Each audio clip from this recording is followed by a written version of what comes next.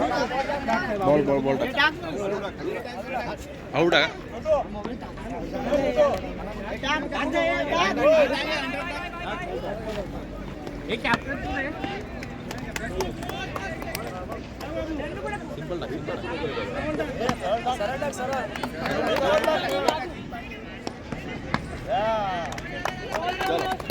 इसलिए मैं आप सबका अभिनंदन करता हूं। आपने मुझे यहाँ पर बुलाया, उसके लिए भी मैं आपका धन्यवाद अदा करता हूं। मुझे यहाँ पर बुलाया गया, उसके पीछे बहुत सारे कारण हो सकते हैं। मैं यहाँ का मेंबर ऑफ पार्लियामेंट हूँ, इसलिए शायद आपने बुलाया मुझे। एक ग्राउंड में आपको क्रिकेट करने से कोई दिक्कत ना आए, इसलिए शायद बुलाया होगा।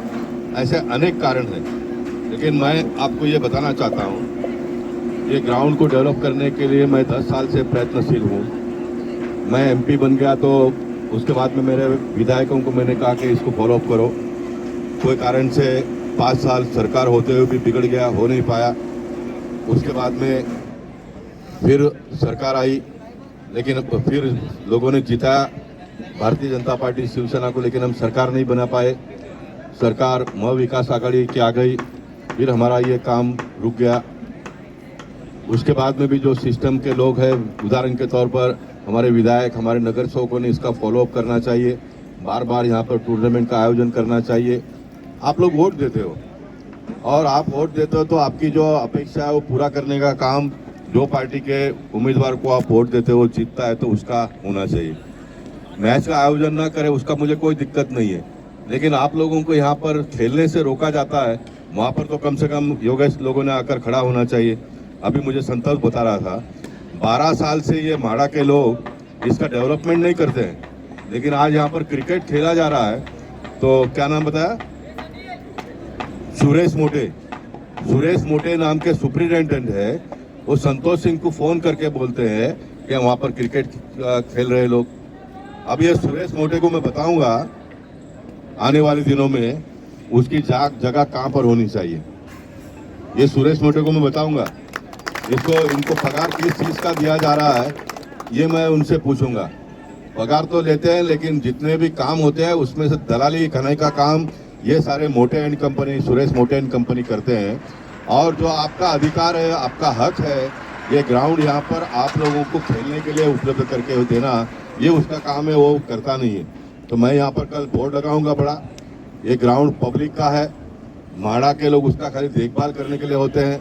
हम जैसे सांसद उसमें आपको कोई दिक्कत अगर आती है तो उसको दिक्कत को दूर करने के लिए सांसद होता है, विधायक होता है, नगर सेवक होता है। बाकी लोग क्या करते हैं मेरा काम नहीं, लेकिन मुझे जहाँ पर भी जो भी लोग बुलाते हैं मैं जाता हूँ और उनके समस्याओं का समाधान ढूंढने का मैं काम करता हूँ। अब ये संतोष हमारा इसको ग्राउंड को लेवल करेगा। अब ये लेवल करते करते दूसरा बारिश आ जाएगा, फिर बारिश में 4 महीना बंद होगा। आप में संस्था बन चुका है, एक व्यक्ति जो अपने आप में आंदोलन बन चुके हैं, एक व्यक्ति जो पिछले 30-35 वर्षों से लगातार खेल के लिए, क्रीड़ा के लिए, युवाओं के विकास के लिए लगातार काम कर रहे हैं। ऐसे में आदरणीय श्री गोपाल शेट्टी जी का बहुत बहुत अभिनंदन, बहुत बहुत स्वागत करना चाहता हूं। उनके बगल में बैठने के थोड़े से फायदे भी हैं, थोड़े से नुकसान भी हैं। फायदा ये है कि उन्होंने जीवन में जो बहुत सारा अनुभव किया है उसको सीखने का, समझने का और उस पर चलने का एक मार्ग मिलता है। और नुकसान कभी कभी ये भी होता है कि उनके अंदर की जो पीड़ा है, जो उनके अंदर की वेदना है, जो उनके अंदर का जो दर्द है, उसे कई बार हम लोग जो है समझ नहीं पाते हैं और उस पर हम लोग काम नहीं करते हैं। अभी दिल्ली थे 5-6 दिन तक, आज सुबह कल जो है मुंबई आए और आज सुबह से ही हम इनके साथ में हैं। अभी एक क्रिकेट का टूर्नामेंट का उद्घाटन हुआ और मुझे ये बताते हुए बहुत ही हर्ष हो रहा है कि जिन्होंने ये ओपन टू स्काई सारे मैदानों को किया है, ऐसे हमारे आदरणीय श्री गोपाल शेट्टी जी हैं, जिस पर मुंबई महानगर पालिका के लिए भ्रष्टाचार का सबसे बड़ा उद्योग था, उसको समाप्त करके एक कानून बनाकर केवल 3 महीने में देने वाला अगर कोई सांसद इस देश का है तो हमारे आदरणीय श्री गोपाल शेट्टी जी हैं।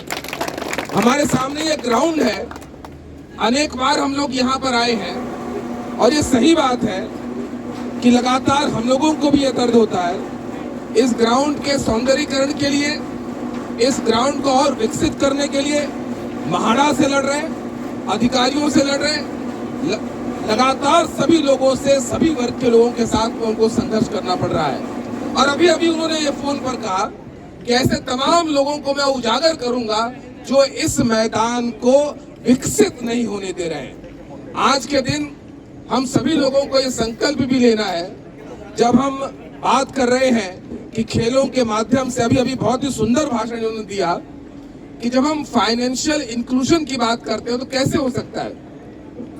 आप लोगों को लगता होगा कि आप केवल क्रिकेट खेल के चले गए, ऐसा नहीं है।